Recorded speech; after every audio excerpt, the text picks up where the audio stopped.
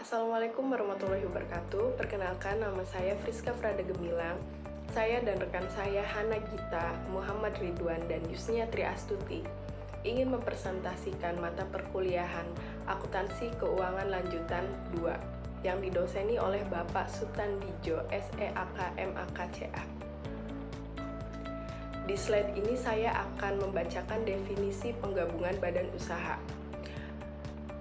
Usaha untuk menggabungkan suatu perusahaan dengan satu atau lebih perusahaan lain ke dalam satu kesatuan ekonomi sebagai upaya untuk memperluas usaha. Bentuk penggabungan usaha terdapat merger statutory, jenis penggabungan usaha di mana hanya ada satu dari perusahaan yang bergabung yang bertahan dan perusahaan lainnya dibubarkan. Aktiva dan kewajiban dari perusahaan yang diakuisisi dipindahkan ke perusahaan pengakuisisi dan perusahaan yang diakuisisi dibubarkan atau dilikuidasi. Setelah merger, operasi dari perusahaan yang dulunya terpisah sekarang berada di bawah satu entitas. Lalu di slide selanjutnya, konsolidasi statutory. Penggabungan usaha di mana kedua perusahaan yang bergabung dibubarkan serta aktiva dan kewajiban dari perusahaan-perusahaan tersebut dipindahkan ke perusahaan yang baru dibentuk. Operasi dari perusahaan yang dulunya terpisah sekarang berada di bawah satu entitas dan tidak satu pun perusahaan yang bergabung masih tetap berdiri sejak dilakukan konsolidasi. Di slide selanjutnya, akuisisi saham. Terjadi jika suatu perusahaan mengakuisisi saham berhak suara dari perusahaan lain dan kedua perusahaan tetap beroperasi sebagai dua entitas yang terpisah, tetapi mempunyai hubungan istimewa. Slide selanjutnya akan dibacakan oleh rekan saya, Hana Gita. Assalamualaikum warahmatullahi wabarakatuh. Saya Hana Gita Perdani dari kelompok 1 ingin menjelaskan tentang metode akuntansi dan pelaporan. Purchase atau pembelian mengakui adanya goodwill dengan nilai goodwill sebesar selisih dari harga beli dan harga wajar aktiva dan kewajiban yang diakuisisi. Goodwill dipandang sebagai semua faktor yang menyebabkan perusahaan dapat memperoleh laba di atas rata-rata. Sebagaimana aktiva lainnya, goodwill dinilai berdasarkan biaya perolehan awalnya dari pembeli jika dapat secara objektif ditentukan. Pooling of interest atau penggabungan kepemilikan tidak mengakui adanya goodwill karena tidak ada harga beli, hanya nilai buku yang terbawa atau diakui. Beberapa alasan perusahaan menyukai metode kepemilikan adalah yang pertama yaitu terhindar dari peningkatan biaya depresiasi atas aktiva yang direvaluasi. Lalu terhindar dari beban amortisasi goodwill, peningkatan fleksibilitas manajemen terkait dengan dividen. Manajemen memiliki kesempatan menciptakan laba yang sebelumnya belum dilaporkan. Selanjutnya yaitu menyembunyikan nilai kepentingan yang diberikan dalam penggabungan usaha. Yang selanjutnya melindungi manajemen dari kritik pemegang saham. Yang terakhir, aktiva yang lebih tinggi dari nilai wajar aktiva. Selanjutnya yaitu penentuan harga beli. Pembeli memperhitungkan seluruh biaya perolehan sehubungan dengan akuisisi aktiva bersih atau saham perusahaan lain sebagai bagian dari harga beli. Terdapat 3 jenis biaya yang dapat timbul dari penggabungan usaha. Yang pertama, biaya langsung. Contoh imbal jasa bagi penemu, akuntan, hukum, dan penilaian. Yang kedua, biaya pengeluaran efek, yaitu biaya pendaftaran efek, audit, dan hukum sehubungan pendaftaran saham dan komisi pialang.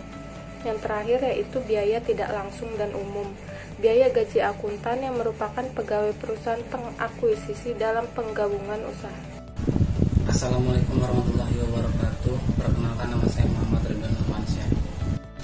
Laporan konsolidasi melibatkan penggabungan untuk pelaporan keuangan aktiva, kewajiban, pendapatan, dan beban individual untuk 2 atau lebih perusahaan yang berhubungan istimewa seakan-akan adalah satu perusahaan, termasuk prosedur pengeliminasian semua kepemilikan dan aktivitas antar perusahaan. Metode ekuitas 1. Ditujukan untuk mencerminkan perubahan ekuitas dan kepemilikan investor dalam investi.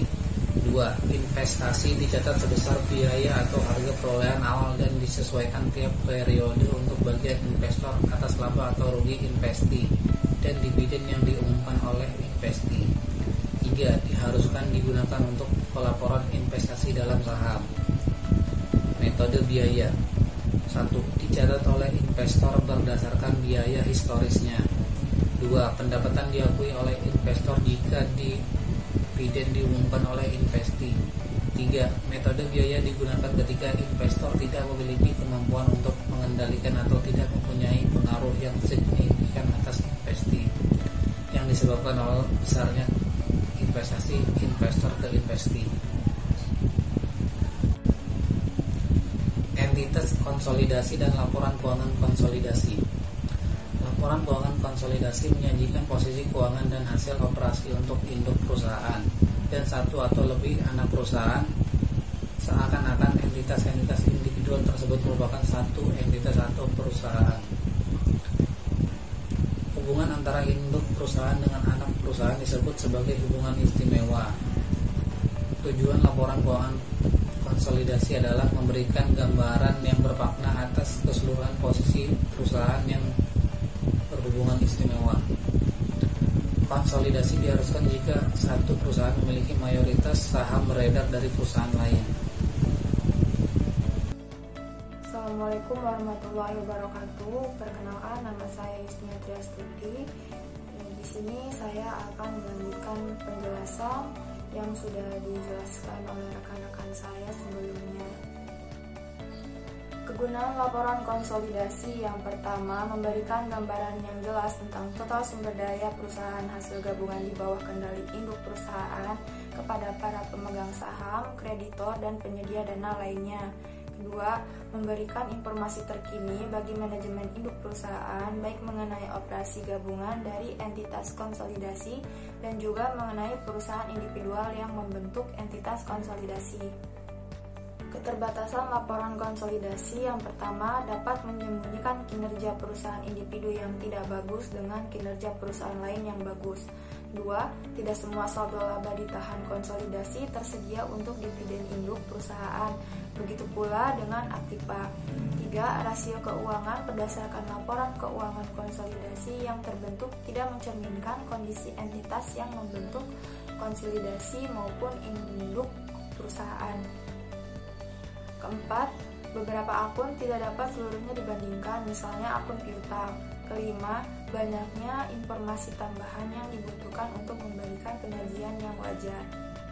Gambaran umum proses konsolidasi yang pertama, proses konsolidasi menambahkan bersama-sama laporan keuangan dari dua atau lebih perusahaan legal yang terpisah menghasilkan satu kumpulan laporan keuangan.